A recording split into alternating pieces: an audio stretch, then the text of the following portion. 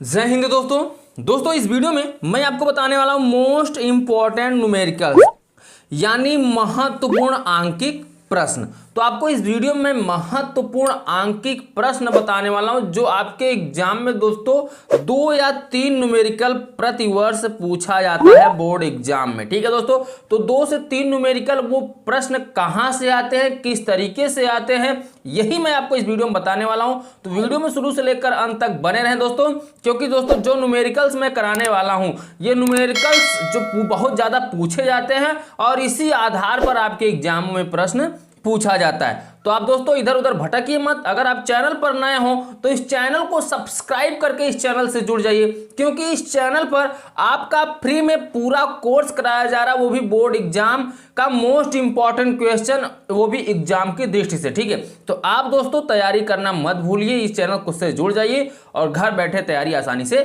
कर सकते हैं बोर्ड एग्जाम की। ठीक है, और 90% आप आसानी से ला सकते हो सिर्फ इस चैनल से आप पढ़कर। ठीक है दोस्तों, जितने भी क्वेश्चनों को तैयारी कराया जा रहा है बस आप उन क्वेश्चनों को तैयार करते चलिए।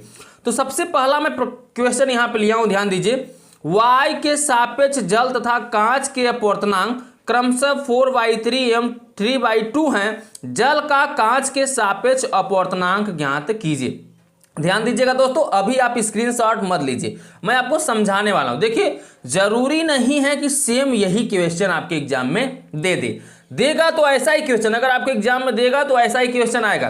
चेंज क्या करेगा, जो ये आपके अपवर्तनांक दिए गए हैं 4/3 एंड 3/2 इसी को चेंज कर देगा। ठीक है, और ज्यादा कुछ चेंज नहीं करेगा। तो चलिए इसको हम सॉल्व किस तरीके से करेंगे, थोड़ा ध्यान दीजिए।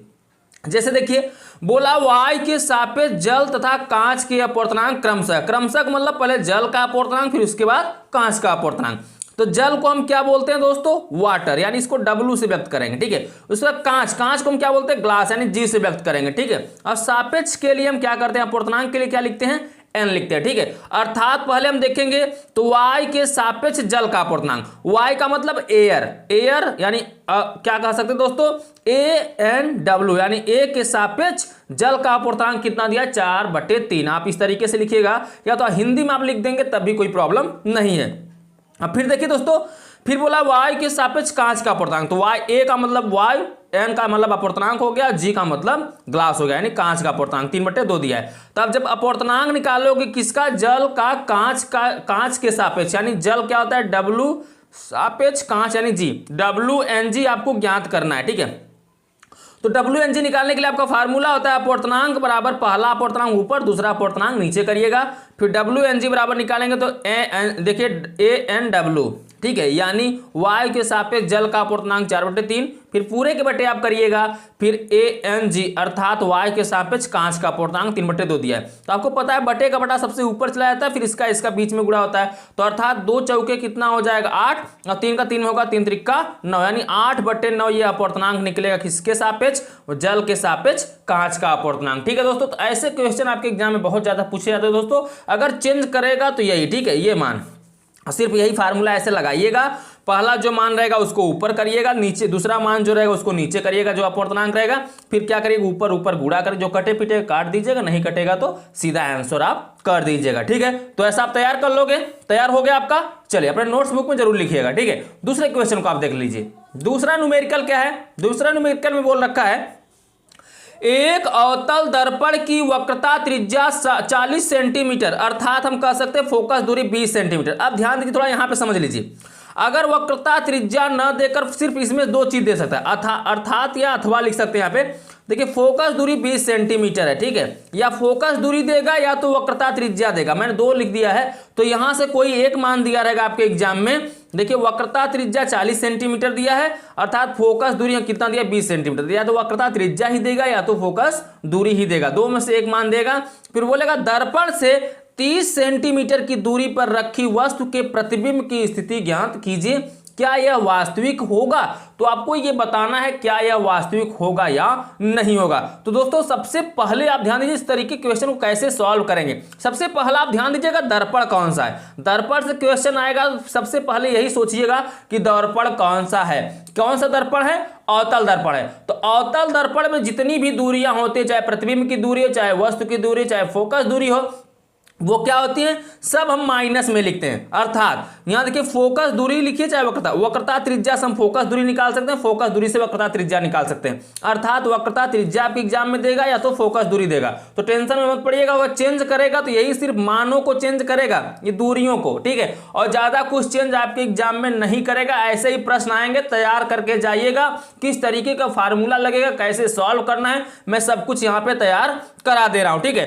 तो जैसे देखा जाए फोकस दूरी, त्रिज्या बराबर दिया कितना, r बराबर -40 सेंटीमीटर, तो त्रिज्या से हम फोकस दूरी निकाल सकते हैं। अगर मान लीजिए फोकस दूरी ना देकर त्रिज्या दिया रहेगा तो आपको फार्मूला पता होगा, F बराबर r/2 होता है। तो r बराबर दिया -40, क्योंकि वह अवतल दर्पण है और अवतल दर्पण में सभी दूरियां क्या होती है, माइनस में होती है, और बाई 2 है, 2 से काटेंगे तो कितना आएगा, -2, -20, ठीक है, -20 सेंटीमीटर आ जाएगा। तो ये -20 या 20 सेंटीमीटर पहले से ही दे दिया है, तो कहने का मतलब दोनों में से एक देगा, तो आप कंफ्यूजन में मत पड़िएगा, ठीक है। उसके बाद F बराबर आपका मिल गया -20 सेंटीमीटर। आप बोलोगे माइनस क्यों ले रहे हो, तो दोस्तों ये अवतल दर्पण है, अवतल दर्पण में सभी दूरियां क्या होंगी, माइनस में। तो यहाँ पे फिर दिया है आगे दोस्तों, दर्पण से 30 सेंटीमीटर की दूरी पर रखी वस्तु, जो रखी वस्तु होती है वो वस्तु की दूरी होती है, अर्थात कितनी सेंटीमीटर, -30 हो जाएगा क्योंकि अवतल दर्पण है। फिर वस्तु के प्रतिबिंब, प्रतिबिंब मतलब V आपको ज्ञात करना, ठीक है, ज्ञात कीजिए यह वास्तविक होगा या नहीं, आपको यह बताना है। तो ध्यान दीजिए जब भी दर्पण से रिलेटेड क्वेश्चन आएगा, FUV में रिलेशन पूछा जाएगा, तो फार्मूला आपका होता है 1/F बराबर 1/V + 1/U या 1/U + 1/V लिख सकते हो, ठीक है। अब ध्यान दो, जब दर्पण रहता है तो फार्मूले में यहाँ 1/V पहले और U बाद में होता है, और इसके बीच में लगता क्या है, माइनस, ठीक है। लेकिन अगर दर्पण से रिलेटेड है, लेंस से रहेगा तो क्या होगा, माइनस लग जाएगा, लेकिन दर्पण से रिलेटेड रहेगा तो यहाँ बीच में क्या लगता है, प्लस लगता है। बस इतना फार्मूला याद तैयार रखिएगा, ठीक है। अब हमें ज्ञात करना है V, तो V को हम कर लेंगे पंचांतर, तो 1/V बराबर निकालेंगे तो 1/U को पंचांतर करेंगे तो इधर 1/F ऐसे ही रहेगा, 1/U को पंचांतर करेंगे तो क्या हो जाएगा, माइनस हो जाएगा, 1/U बचेगा, ठीक है। अब V तो हमें निकालना ही है, तो 1/V को ऐसे रखो, 1 ऊपर रहेगा, F का वैल्यू कितना है, -20 सेंटीमीटर, तो नीचे लिखेंगे -20, फिर 1/U, U की वैल्यू कितना है, -30, तो माइनस यहाँ से पहले था, माइनस माइनस क्या हो जाएगा, प्लस, और U की जगह पर हम रख देंगे 30, ठीक है। अब 1/V ऐसे ही रहेगा। अब आप इसका एलसीएम 20 और 30 का लेंगे तो 60 हो जाएगा एलसीएम, क्योंकि 20 से भी 60 कटेगा, 30 से भी 60 कट जाएगा, तो यानी 20 यहाँ 60 कितनी बार आएगा, 3, 3 1 का 3, यहाँ पे -3 हो जाएगा, और 30 दूनी 60 यानी 2 आएगा, 2 1 का 2, यानी यहाँ पे क्या हो जाएगा, -3 + 2 हो जाएगा, ठीक है। अब ध्यान दीजिए 1/V को आप ऐसे लिखे, 3 में से 2 घट जाए क्योंकि 3 माइनस में है, 2 प्लस में है, तो ऊपर -1 बचेगा, नीचे कितना हो जाएगा, 60। देखिए मैंने दोस्तों पहले से इसको सॉल्व इसलिए कर रखा है ताकि दोस्तों ज्यादा समय ना लगे, नहीं तो एक एक क्वेश्चन समझाने में 10-10 मिनट लगेगा अच्छे से अगर समझाऊंगा तो, इसलिए थोड़ा मैं फास्ट करा रहा हूं क्योंकि मैं एग्जाम की तैयारी करा रहा हूं, ना कि क्लास चला रहा हूं आपका, ठीक है। अब ध्यान दीजिए V बराबर निकालेंगे तो V एक का V यानी -60 आ जाएगा, क्योंकि माइनस लगा है, तो V बराबर प्रतिबिंब की दूरी कितनी निकल गई, -60 सेंटीमीटर। अब ध्यान दीजिए जब प्रतिबिंब की दूरी बताएं बोलेंगे तो माइनस नहीं बोलेंगे, लिखते समय माइनस लिखेंगे, अगर बताते समय हम माइनस में दूरियां नहीं बताते क्योंकि दूरी माइनस में नहीं होती, ठीक है। तो V बराबर कितना आ जाएगा, 60 सेंटीमीटर। अब यह क्या वास्तविक होगा, तो जी नहीं है, क्योंकि माइनस में तो वास्तविक होगा नहीं, और ये दोस्तों दर्पण के आगे है, तो जी हाँ, जब माइनस में रहेगा तो दर्पण के आगे इसकी स्थिति बनेगी, ठीक है। अगर प्लस में होता तो दर्पण के पीछे होता। क्लियर हो गया दोस्तों, समझ में आ गया। चले चलते हैं नेक्स्ट क्वेश्चन की तरफ, क्वेश्चन नंबर 3। अब देखिए दोस्तों क्वेश्चन नंबर 3 में बोल रखा है आपसे 10 सेंटीमीटर फोकस दूरी वाले उत्तल लेंस, आप सबसे पहले यही ध्यान देंगे कि लेंस कौन सा है, ठीक है, से 20 सेंटीमीटर दूर 10 सेंटीमीटर लंबी एक मोमबत्ती रखी गई है। लेंस से बने मोमबत्ती के प्रतिबिंब की स्थिति, प्रकृति तथा लंबाई ज्ञात कीजिए। देखिए दोस्तों ये सब न्यूमेरिकल आपके एग्जाम में बहुत ज्यादा पूछे जाते हैं, और ऐसे ही न्यूमेरिकल आपके एग्जाम में पूछे जाते हैं। अगर आपको मेरे ऊपर ट्रस्ट है, विश्वास है, तो विश्वास करके तैयारी करिए। 90% दिलाने का मैं गारंटी लेता हूं। जितना मैं पढ़ा रहा हूं बस उतना आप पढ़ के जाओ, 90% रिजल्ट ना बने तब मुझे कहना, ठीक है। अब ध्यान दो दोस्तों, बोला 10 सेंटीमीटर फोकस दूरी वाले, तो फोकस दूरी जो दिया है वो कितना दिया है, 10 सेंटीमीटर। फोकस दूरी कितना दिया है, 10 सेंटीमीटर। तो यहाँ पे F बराबर हम कितना ले लेंगे, 10 सेंटीमीटर। अब F को हम माइनस में क्यों नहीं ले रहे हैं, अब आपका ये क्वेश्चन होगा। तो दोस्तों उत्तल लेंस में सिर्फ वस्तु की दूरी माइनस में होती है, अर्थात U बराबर माइनस लिखेंगे, नहीं तो सब मानों को हम प्लस में लिखेंगे, ठीक है।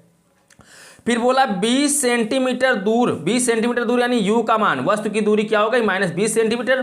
फिर 10 सेंटीमीटर लंबी एक मोमबत्ती यानी वस्तु की क्या है लंबाई है, यानी o बराबर कितना हो जाएगा 10 सेंटीमीटर। फिर एक मोमबत्ती रखी गई है, लेंस से बने मोमबत्ती के प्रतिबिंब, प्रतिबिंब यानी v ज्ञात करना है, और फिर इसी प्रतिबिंब की लंबाई यानी i ज्ञात करना है। ठीक है, तो यही आपको बताना। चलिए किस तरीके से निकाला जाएगा ध्यान दीजिए। आपको मैंने फार्मूला बताया है, इसमें मैंने क्वेश्चन बहुत ज्यादा करा दिया है आप लोगों को। अगर आप क्लास करते होंगे डेली अटेंड इस चैनल पर तो आपको पता होगा। ठीक है, तो ध्यान दीजिए दोस्तों, 1/f बराबर 1/v माइनस 1/u। जब लेंस रहता है तो दोस्तों यही फार्मूला लगता है लेंस, और दर्पण रहता है तो यहाँ पे प्लस कर देते हैं, अगर लेंस है तो यहाँ बीच में माइनस रहता है फार्मूले में। ठीक है, अब आपको निकालना है v, तो v को क्या करिए, इसको 1/u को पंचांतर कर दीजिए, तो 1/v बराबर निकलेगा 1/f, u जाएगा इस तरफ तो माइनस का प्लस हो जाएगा, 1/u हो जाएगा। 1/v को ज्यों का त्यों रखो, 1 ऐसे रहेगा। f की वैल्यू कितनी है 10, तो नीचे हो जाएगा 10। फिर u की वैल्यू कितना है -20, तो प्लस माइनस माइनस हो जाएगा, 1 कितना हो जाएगा 20। ठीक है, चलिए आगे देख लेते हैं। तो 1 आप ध्यान दीजिए दोस्तों, 1/v का 1/v ही रहेगा। अब यहाँ 10 और 20 का एलसीएम लेंगे तो 20 ही आएगा, 10 दूनी 20, ऊपर 2 हो जाएगा, और 20 का 20 यानी ऊपर 1 हो जाएगा, 2 में से 1 घटेगा तो ऊपर 1 बचेगा, नीचे 20 रहेगा, इधर 1/v ही रहेगा। ठीक है, अब ध्यान दो दोस्तों, इसका गुणा करो, v1 का v और 20 का 20, यानी v बराबर कितना निकल गया 20 सेंटीमीटर, यानी प्रतिबिंब जो बनेगा दोस्तों, प्रतिबिंब की दूरी 20 सेंटीमीटर होगी। अब बात आती है इसकी प्रतिबिंब की लंबाई की, तो प्रतिबिंब की लंबाई बराबर फार्मूला जो होता है निकालते दोस्तों आवर्धन के लिए, I/O बराबर V/U। ठीक है, तो I आपका ऐसे रहेगा क्योंकि I हमें निकालना है O, वस्तु की लंबाई यहाँ पर दिया है 10 सेंटीमीटर, ध्यान दीजिए यहाँ पर दिया है, कितना दिया है 10 सेंटीमीटर दिया है, तो O की जगह पर 10 सेंटीमीटर रखेंगे। फिर V का मान 20 है, फिर u का भी मान -20 है, 20 से 20 कट जाएगा, बचेगा माइनस। ध्यान दीजिएगा यहाँ पर कितना हो रहा है -20 1 का 20 कट जाएगा 20 से, तो यहाँ 10 1 का कितना हो जाएगा 10। I बराबर कितना निकल जाएगा 10 सेंटीमीटर। अब आपसे बोला है कि स्थिति प्रकृति तथा लंबाई बताने के लिए। ठीक है, तो प्रतिबिंब क्या होगा, इसकी स्थिति क्या होगी, लंब होगी यानी लंबा होगा। ठीक है, और उल्टा होगा पहले दूसरी नंबर, और वास्तविक कैसा होगा, इसका लंबाई दोस्तों वास्तविक होगा। ठीक है, क्लियर हो गया, तो आपको यही लिख देना होगा। ठीक है, क्वेश्चन नंबर 3 को जब सॉल्व करोगे तो आप, ठीक है, इस तरीके से अगर क्वेश्चन आपके एग्जाम में आता है तो ऐसे ही आपको सॉल्व करना है, रूल को आपको तैयार रखना है। ठीक है, और क्वेश्चन को भी, क्योंकि ऐसे ही क्वेश्चन आपके एग्जाम में बहुत ज्यादा पूछे जाते हैं। तो चलिए चलते हैं नेक्स्ट क्वेश्चन की तरफ दोस्तों, क्वेश्चन नंबर 4। अब देखिए दोस्तों, क्वेश्चन नंबर 4 क्या है आपका, क्वेश्चन नंबर 4 है एक उत्तल लेंस की फोकस दूरी 50 सेंटीमीटर है। ठीक है, ये क्या दिया क्वेश्चन, एक उत्तल लेंस की फोकस दूरी 50 सेंटीमीटर है, किसी वस्तु के 2 गुना वास्तविक प्रतिबिंब को प्राप्त करने के लिए उसे लेंस से कितने दूर रखना होगा। तो जब हम हल करेंगे तो किस तरीके से हल करेंगे, ध्यान दीजिए, कितनी दूर रखना होगा। देखिए बहुत ही इंपॉर्टेंट क्वेश्चन है, देखो दोस्तों समझा दे रहा हूं, अब आपके मन तैयार करना है आपको या नहीं करना है। ठीक है, देखिए एक उत्तल लेंस की फोकस दूरी कितनी है 50 सेंटीमीटर है, यानी उत्तल लेंस बोला है तो फोकस दूरी प्लस में होगा, यानी f बराबर 50 सेंटीमीटर।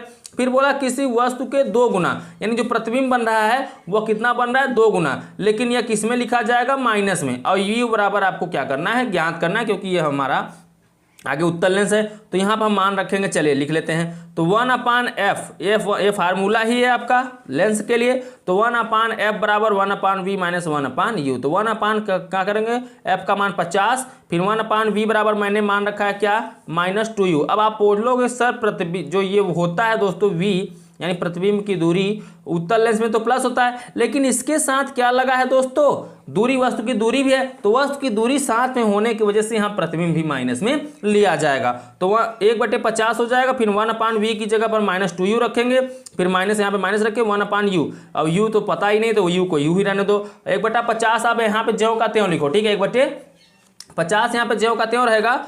फिर यहाँ पर एलसीएम 2u और u का एलसीएम 2u आएगा, जो बड़ा होता है वही एलसीएम में आता है। ठीक है, दोनों से कटना चाहिए, और 2u से 2u कटेगा तो माइनस से -1 बचेगा, u से u कटेगा तो बचेगा 2, 2 1 का 2, यानी यहाँ 2 बच जाएगा, तो 1 कितना 50 बराबर यहाँ -2 -1 -3 हो जाएगा, अपान क्या हो जाएगा 2u। ठीक है, अब यहाँ से हम क्या करेंगे 2u निकालेंगे, तो इसका 50 का 3 में गुणा करेंगे 150 हो जाएगा, 2u बराबर 150, लेकिन हमें चाहिए u, तो 2 बटे में जाएगा, 2 से 150 काटेंगे तो क्या आएगा u बराबर -75 सेंटीमीटर यहाँ पर आपको प्राप्त हो जाएगा। ठीक है दोस्तों, तो चलिए चलते हैं नेक्स्ट क्वेश्चन की तरफ, क्वेश्चन नंबर 5।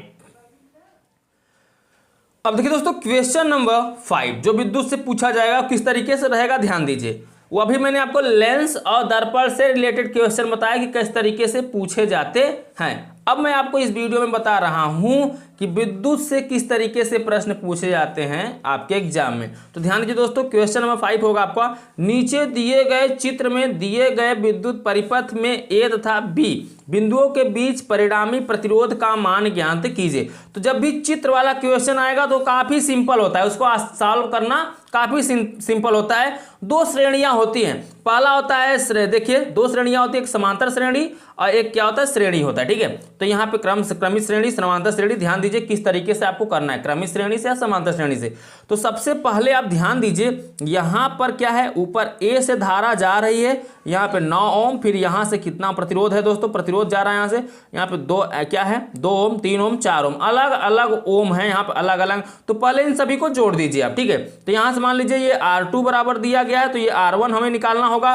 तो R1 बराबर निकालिए पहले आप क्या श्रेणी क्रम में है इसको, तो एक साथ पहले कर लीजिए। तो 2 ओम फिर 3 ओम फिर 4 ओम, सबको जोड़ेंगे तो कितना R1 बराबर कितना निकल जाएगा 9 ओम, और यहाँ 9 ओम R2 बराबर भी दिया है, तो R1 बराबर 9 ओम निकल गया यहाँ पे, और R2 बराबर भी 9 ओम दिया है। अब दोनों ओमों को क्या है, ये समांतर क्रम, देखिए अगर सीधा है तो श्रेणी क्रम में है, अगर ऊपर नीचे अलग अलग है तो ये देखिए एक इधर अलग से गया है एक इधर, यानी क्या हो गया यहाँ पे समांतर क्रम में होगा। तो समांतर क्रम में निकालने के लिए क्या फार्मूला होता है 1/r लग जाता है, यहाँ पे सीधे जोड़ते हैं, यानी r बराबर देखिए फार्मूला होता है r बराबर R1 plus R2 plus R3, ऐसे डाट डाट आगे बढ़ते चले जाते हैं। ये किस रूल के लिए फॉलो करता है, श्रेणी क्रम के लिए, ठीक है, सीधे जोड़ते हैं। लेकिन अगर समांतर क्रम की बात आती है तो वो समांतर क्रम के लिए फार्मूला होता है 1/r बट्टे में लगता है, वही फार्मूला क्या हो जाता है बट्टे में, एक बट्टे लग जाता है, 1/R1 प्लस 1/R2, ऐसे आगे आप बढ़ते चले जाओगे, ठीक है। लेकिन जितना मान दिया रहेगा उतना ही तक जाओगे। तो 1/R हमें प्रतिरोध निकालना ही है क्योंकि परिणामी प्रतिरोध आपसे पूछा है, ठीक है। तो R निकालने के लिए क्या करेंगे, 1/R1 का मान कितना निकला यहाँ पे 9, फिर 1/R2 का मान भी कितना है 9। तो 9 आपको पता है 1/R बराबर देखिए हर समान है तो अंश जुड़ जाएगा, एक एक कितना हो जाएगा 2 हो जाएगा, 2/9 हो जाएगा। R बराबर निकालोगे तो 9/2, 2 से 9 को काटेंगे तो 4.5 ओम आएगा क्या प्रतिरोध। क्लियर हो गया किस तरीके सॉल्व किया जाएगा। जब भी ऐसा क्वेश्चन आएगा आपके सामने, ऐसा ही क्वेश्चन आएगा तो सबसे पहले आप श्रेणी क्रम को हल करिएगा, जो एक सीधे में जितने ओम दिए रहेंगे उसको पहले इकट्ठा कर लीजिएगा। इकट्ठा करने के बाद सभी दोनों ओमों को क्या करते हैं समांतर श्रेणी में अगर दिख रहे हैं तो समांतर श्रेणी में करने के बाद उसका आंसर आप बता दीजिएगा, ठीक है। समझ में आ गया कैसे किया जाएगा इस न्यूमेरिकल। चलिए नेक्स्ट क्वेश्चन को देख लेते हैं। क्वेश्चन नंबर 6 है आपका, इसमें बोल रखा है निम्न परिपथ में प्रवाहित विद्युत धारा I का मान ज्ञात कीजिए। देखिए इसमें विद्युत धारा प्रवाहित का मान ज्ञात करना, जो विद्युत धारा प्रवाहित की जा रही है, अब हम उसको किस तरीके से ज्ञात करेंगे ध्यान दीजिए। सबसे पहले आप ध्यान दीजिए ये किस क्रम में है आपका, समांतर, अलग अलग क्रम में। तो समांतर क्रम में तो इसको पहले सीधे बनाइए, श्रेणी क्रम में बनाइए। तो सीधे बनाने के लिए क्या करना होगा, इनका हम पहले ले लेंगे 1/R1 बराबर 1 क्या, जैसे मान लीजिए 1/R निकाल रहे हैं तो 1/R1 प्लस 1/R2 होता है। तो डायरेक्ट अगर मुझे R1 निकालना होगा तो 1/R1 बराबर 1 क्या करेंगे, पहले प्रतिरोध को फिर दूसरे प्रतिरोध को, क्योंकि ये समांतर क्रम में है। इसको इस तरीके से लिखें तो 1/R1 बराबर देखिए नीचे समान है, हर समान है तो अंश जुड़ जाएगा, एक कितना जाएगा 2/4। तो अर्थात हम अब R1 निकालेंगे तो R1 निकालेंगे 2R1 हो जाएगा, फिर यानी पलट देंगे तो 4/2 हो जाएगा, और 2 से 4 को काटेंगे तो कितना आ जाएगा, पहला प्रतिरोध 2 ओम। तो इन दोनों को मिलाकर यहाँ पे पूरा कितना आ जा रहा है 2 ओम, ठीक है। अब 2 ओम यहाँ पर भी है तो इस प्रतिरोध अब देखिए किस में हो गया, अलग समांतर में हो गया, समांतर जोड़ा गया, श्रेणी में हो गया। तो श्रेणी में क्या करें, इन दोनों को जोड़ दीजिए। तो R1 बराबर अब जोड़ेंगे यहाँ पे तो 2 ओम कितना हो जाएगा 4 ओम, ठीक है। तो 4 ओम जब यहाँ पे आपका निकलेगा, ध्यान दीजिए आप देखिए नीचे यहाँ पे 4 ओम निकल रहा है, ठीक है। तो 4 ओम यहाँ से आपको प्राप्त हो जाएगा जोड़ने के बाद। तो ये अब क्या हो गया, ओम हमें प्राप्त हो गया, वोल्ट दिया है तो आपको यानी धारा बताना है, ठीक है, क्योंकि बोला विद्युत धारा का मान I का ज्ञात करना है। तो आपको फार्मूला याद होगा कि विद्युत धारा I बराबर V/, क्या होता है R, यानी वोल्ट दिया तो वोल्ट को लेंगे तो I बराबर निकालेंगे तो वोल्ट का वैल्यू 10 दिया है और धारा 4 है, 4 से 10 को काटेंगे तो धारा कितना आ जाएगा 2.5 एम्पियर। इसी तरीके से आपको क्वेश्चन हल करना है जब इस तरीके से आपके एग्जाम में आएगा, ठीक है दोस्तों, समझ गए हैं। तो चलिए चलते हैं नेक्स्ट क्वेश्चन की तरफ, क्वेश्चन नंबर 7। अब देखिए दोस्तों क्वेश्चन नंबर 7 है, एक विद्युत बल्ब पर 250 वोल्ट 200 वाट लिखा है, इसे 250 वोल्ट के मेंस से जोड़ने पर बल्ब में कितनी अधिकतम धारा प्रवाहित होगी।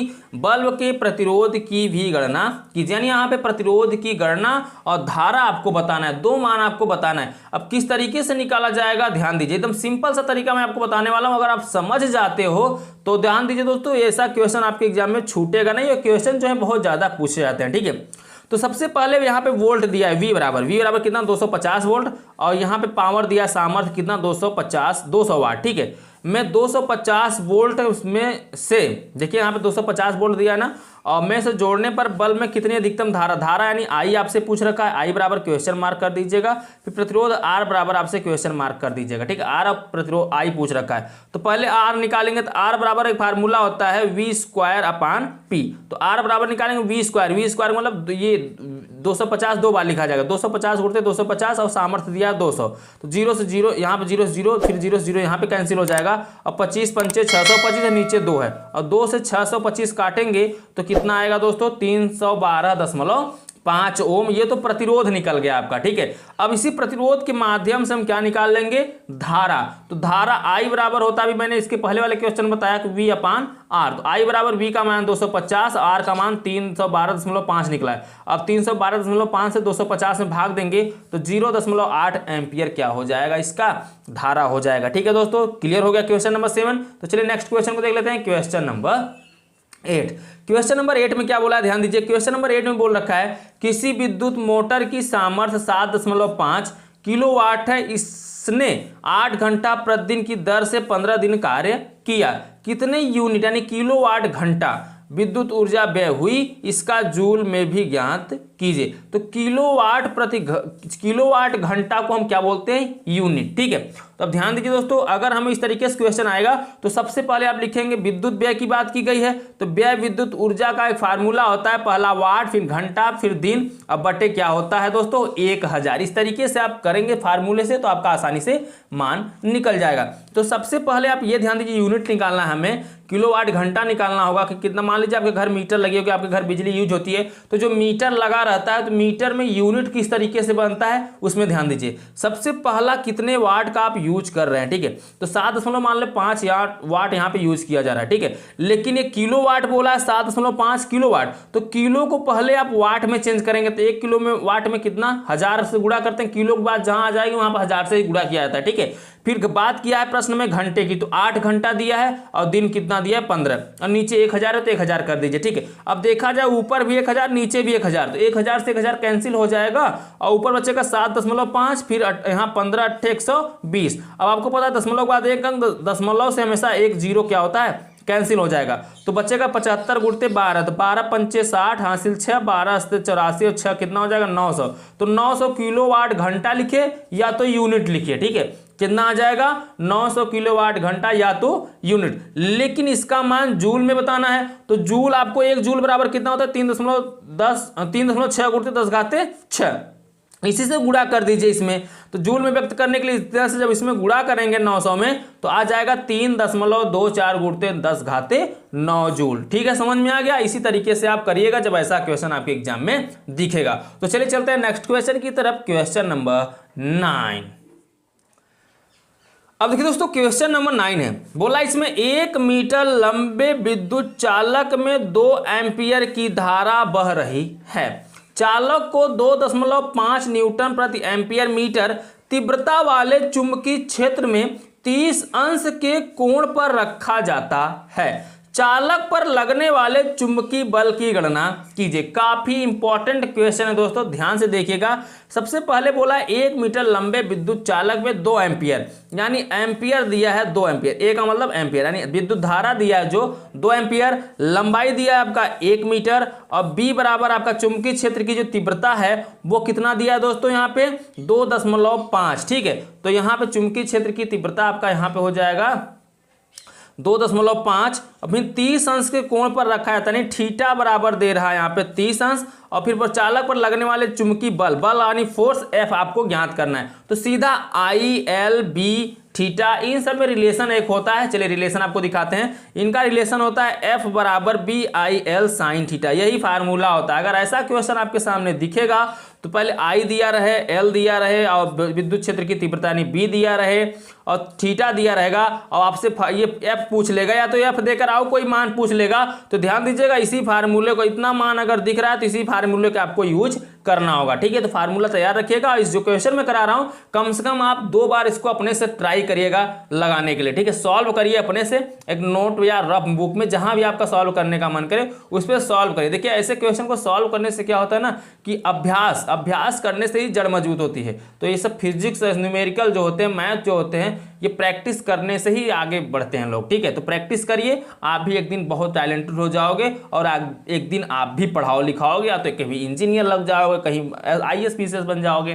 तो देखिए दोस्तों, पढ़ने का तरीका यही होता है कि आप जो भी चीज़ पढ़ें उसको एक बार लिखें। ठीक है, पढ़ने के बाद आप 20 मिनट पढ़ो। देखिए जरूरी नहीं कि आप 1-1 घंटे 3-3 घंटे, देखिए जो बच्चा 3-3 4-4 घंटे लगातार बैठ के पढ़ रहा ना, वो पढ़ने नहीं बैठा है, वो टाइम पास करने बैठा है। ठीक है, ध्यान दीजिए, पढ़ना सिर्फ 1 घंटा होता है। 1 घंटा पढ़िए, फिर उसके 10-20 मिनट लिखिए। 40 मिनट आप पढ़िए, 10-20 मिनट लिखिए, 1 घंटा बैठिए, फिर 10-15 मिनट के लिए आप उठ के जाइए, पानी वगैरह पीजिए, फिर घूमने डालिए, फिर पढ़ने बैठिए। इसी तरीके से पढ़ाई करेंगे ना तो आप जिंदगी भर नहीं भूलेंगे और सब कुछ तैयार रहेगा। ठीक है, चलिए ज़्यादा समझाना नहीं, क्योंकि आपके यहाँ पर क्वेश्चन करा रहा हूँ, समझाने का टाइम नहीं है। फिर एफ बराबर कभी कहेंगे तो हम अलग से वीडियो बना देंगे किस तरीके से तैयारी करना है। आप कमेंट करिएगा अगर आप चाहते हैं कि तैयारी किस तरीके से की जाती है उस पर वीडियो बनाऊं, तो आप कमेंट करिए, मैं उस पर वीडियो बना दूंगा। ठीक है, अगर आप लोग बहुत सारे बच्चों कमेंट करेंगे तभी बनाऊंगा, अगर आप 1-2 लोग कमेंट करोगे तो नहीं बनाऊंगा। ठीक है, ध्यान दीजिएगा, उसमें कम से कम 50-100 लड़के कमेंट करेंगे तो मैं बना दूंगा वीडियो कन्फर्म।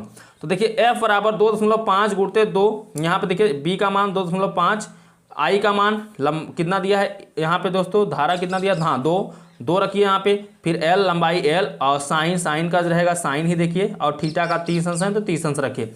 अब आपको पता है 25 दूना 50 होता है। ठीक है, और 1 का गुणा 50 में करेंगे तो वही आएगा 5.0 में। अब 25 दूना 50, 0.1 पंख पे था, 0 लगाइए, 0 लगेगा, और साइन 30 अंश का मान होता है 1/2। अब आपको पता है कि यहाँ 0 के बाद 0 की वैल्यू नहीं होती, तो 5 1 का 5 और नीचे 2 है, 2 रखेंगे, 2 से 5 को काटेंगे, 2.5 न्यूटन आ जाए, क्योंकि एफ है फोर्स यानी न्यूटन होता है, बल का मात्रा क्या होता है, न्यूटन होता है, इसलिए आगे हम न्यूटन लिख देंगे। ठीक है दोस्तों, तो चलिए अब इस वीडियो का लास्ट क्वेश्चन देख लेते हैं, क्वेश्चन नंबर 10। अब देखिए दोस्तों, क्वेश्चन नंबर 10 है आपका, इलेक्ट्रॉन का आवेश 1.6 गुणते 10⁻⁻19 कूलाम है। यह 1000 न्यूटन प्रति एम्पियर मीटर के चुंबकीय क्षेत्र से 30 अंश के कोण पर 5 गुणते 10⁻6 मीटर प्रति सेकंड के वेग से गति कर रहा है। इलेक्ट्रॉन पर आरोपित चुंबकीय बल की गणना कीजिए। यानी देखिए कूलाम आपका दिया है Q बराबर 1.6 गुणते 10⁻⁻19 कूलाम, यानी Q बराबर आवेश दिया है आपका। फिर आपका विद्युत क्षेत्र की तीव्रता B बराबर 1000 न्यूटन प्रति एम्पियर मीटर दिया है। ठीक है, उसका कोण आपका 30 अंश दिया है। फिर वेग दे दिया है V बराबर 5 गुणते 10⁻6 मीटर प्रति सेकंड। फिर आपसे F पूछ रहा है, तो चलिए इसमें अब देखिए यहाँ पे V दे दिया है। ठीक है, थोड़ा चेंजिंग कर दिया, यहाँ पे क्या दे दिया है, V दे दिया है। तो अब F बराबर क्या फार्मूला था, ध्यान दीजिए, दूसरा फार्मूला F बराबर BQV साइन थीटा। तब आप इस फार्मूले का यूज करेंगे जब आपका Q दिया रहे, V दिया रहे, ठीक है, B दिया रहे और आपसे F पूछा जाए, तो इस दूसरे फार्मूले का यूज करेंगे। अभी मैंने आपको पहला जो फार्मूला बताया वो उस तरीके से सवाल आएगा तब, अब इस तरीके से सवाल आएगा तो इस तरीके से आपको फार्मूले को सेट करना है। ठीक है, तो F बराबर क्या लिखेंगे, B का मान दिया 1000, Q का दिया 1.6 गुणते 10⁻⁻19, V का मान दिया 5 गुणते 10⁻6 और साइन थीटा का मान 30 अंश दिया, तो यहाँ पर हम रखेंगे 30 अंश। ठीक है, तो F बराबर अब देखेंगे तो अगर हम देखें 16 पंचे क्या होगा 80, दशमलव है तो 1 अंक पे दशमलव लग जाएगा। ठीक है, फिर घात में घात से गुणा होगा तो 10⁻⁻19 है और 10⁻6, 6 प्लस में 19 में से 6 घटेगा तो -13 बचेगा, और साइन 30 अंश का मान होता है 1/2। अब 2 से काटेंगे 8 को तो 8 क्या बचेगा 4.0, क्योंकि यहाँ पे 4 आएगा, 4 हो जाएगा, तो 2 चौके 8 यानी 4.0 बचेगा, 4.0 मैंने लिख दिया। अब यहाँ पे 10 घाते माइनस कितना है 13, लेकिन 3 जीरो यहाँ भी कैंसिल होगा, 1 2 3, क्योंकि 3 जीरो है प्लस में या माइनस में है, 3 जीरो और घटाएंगे तो कितना बचेगा -10, तो यही आपका क्या हो जाएगा, न्यूटन हो जाएगा इतना। ठीक है दोस्तों, तो दोस्तों ये अब सभी न्यूटन मतलब जितने भी मैं क्वेश्चन कराया हूं अब तैयार कर लेते हो तो समझ लीजिए 2 से 3 क्वेश्चन आपके एग्जाम में बराबर न्यूमेरिकल आते हैं, तो न्यूमेरिकल आपका छूटेगा नहीं। और एक फायदा आपको यह भी होगा कि जब आप दीर्घोत्तरीय प्रश्न करते हो तो उसमें अथवा करके एक न्यूमेरिकल दिया रहता है, तो दीर्घोत्तरीय प्रश्न में ज़्यादा समय आप व्यर्थ मत कीजिएगा। अगर न्यूमेरिकल आपको आ रहा है तो न्यूमेरिकल को ही कर दीजिएगा, क्योंकि न्यूमेरिकल में ज़्यादा समय नहीं लगता, तुरंत आप सॉल्व कर दोगे, मान तो दिया ही रहता है, उस मान को रखकर फार्मूले में सेट करिए, फिर गुणा भाग करके जैसा भी हो रहा सॉल्व करके आंसर को लिख देंगे, तो आपका वहां से वो 7 नंबर एक न्यूमेरिकल ही दे के चला जाता है। अब सोचो 7 नंबर न्यूमेरिकल दे रहा है तो कम से कम यहाँ पे 2-3 न्यूमेरिकल आ गया, 7 3 10 नंबर तो हमें लगता है लगभग न्यूमेरिकल ही आपको देता है। तो न्यूमेरिकल को आप छोड़िएगा नहीं, 10 नंबर आपका न्यूमेरिकल यहाँ पर दे के जाएगा, यह वीडियो आपको दे के जाएगा। तो जितने भी क्वेश्चन मैंने कराए हैं कम से कम 1-2 बार उसको आप ट्राई करके सॉल्व करिए, ठीक है दोस्तों। तो दोस्तों इस वीडियो में बस इतना ही। कैसा लगा है वीडियो आपको पसंद आया तो वीडियो को लाइक कर दीजिए, ठीक है। चैनल पर आप नए हो तो चैनल को सब्सक्राइब कर दीजिए, और दोस्तों अपने दोस्तों के साथ भी शेयर करिए, अपने जो आपके खास दोस्त हैं उनको बताइए कि इस चैनल पर इतना अच्छा पढ़ाया जा रहा है, इस तरीके से पढ़ाया जा रहा है। यदि आप इस चैनल से पढ़ाई करोगे तो आप भी 90% प्लस ला सकते हो। बता दो कि आप पढ़ रहे हो, आप उनको भी प्रेरित करो पढ़ने के लिए। अगर वो पढ़ते हैं तो गारंटी एक 90% प्लस रिजल्ट बनेगा ही बनेगा। नहीं बनेगा तो आप मुझे कहिएगा, नहीं तो आपको पता होगा आपका अर्धवार्षिक एग्जाम चल रहा है, वहां पर आप चेक कर लीजिए मेरे प्रश्न आपके अर्धवार्षिक एग्जाम में फंस रहे हैं या नहीं फंस रहे। देखिए अर्धवार्षिक एग्जाम 2 तरीके से होता है, कुछ ऐसा होता है कि पेपर स्कूल वाले बने लेते हैं, बनी बनान पहले से पेपर बन के रखे होते हैं वो खरीद के लाते हैं, और कुछ स्कूल वाले ऐसे होते हैं जो अपने से पेपर बनवाते हैं। तो देखिए वहां पे कंफर्म नहीं किया जा सकता कि फंसेगा कि नहीं फंसेगा, जो अपने से पेपर बनवा रहे हैं वहां पे हम गारंटी नहीं ले सकते, ठीक है। लेकिन जो पेपर बन के आता है उनके अगर एग्जाम वैसा एग्जाम आपके स्कूल में हो रहा है तो आप मैच करा लीजिए पेपर को, फंसेगा सभी क्वेश्चन फंसेगा, ठीक है। तो दोस्तों इस वीडियो में बस इतना ही, हम आपसे मिलते हैं अगले वीडियो में, ठीक है दोस्तों। और नेक्स्ट सब्जेक्ट के साथ, क्योंकि अब आपका हो गया है साइंस समाप्त, तो नेक्स्ट सब्जेक्ट हम आपको पढ़ाने वाले हैं। मुझे आप कमेंट में बताइए कि मैं आपका अगला सब्जेक्ट क्या स्टार्ट करूं, ठीक है। तो चलिए दोस्तों हम आपसे मिलते हैं अगले वीडियो में, तब तक के लिए बाय बाय, जय हिंद जय भारत।